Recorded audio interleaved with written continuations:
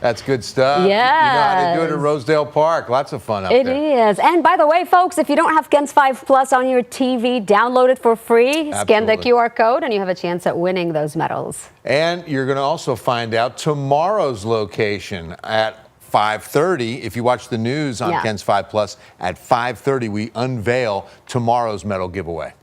All right, weather-wise, we've got some pretty good storms off to the east. Let's get to the radar. And once you get to San Antonio and west, you're going to only see a few areas of very light rain that are a little bit more scattered. You see it off to the south as well, directly between 35 and 37. It's just kind of moving from Laredo east towards Corpus Christi.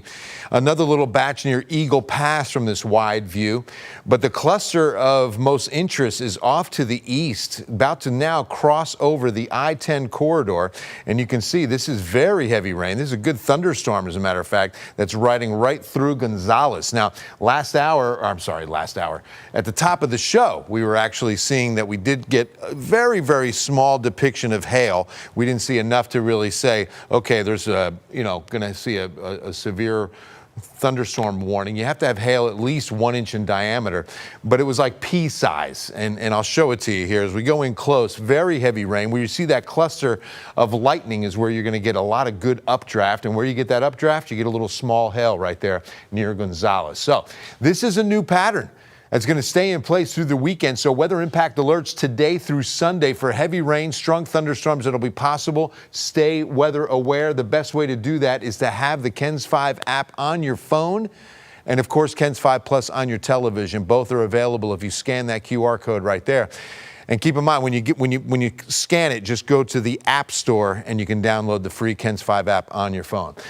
So this is the pattern. We're going to start seeing a good amount of upper air disturbances riding the jet stream right across Texas, right on through the weekend. And so we should see some good beneficial rains now that this trough is going to actually come in over the weekend and really enhance things. So it'll stay very scattered because, see, unlike last weekend, we don't have a cold front.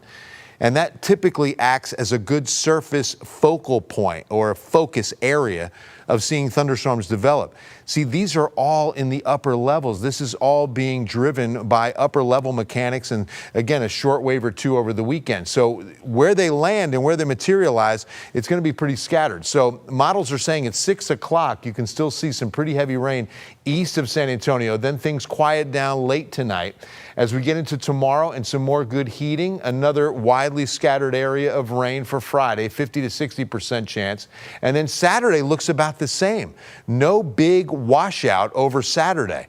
But by Sunday, we're going to have to watch things closely because we could see some stronger storms develop. That's when dynamics come together a little bit better. The models are in pretty good agreement, by the way, on this forecast, keeping things pretty scattered. But again, on Saturday, we do have the risk of seeing some severe weather, a 1 out of 5 for San Antonio.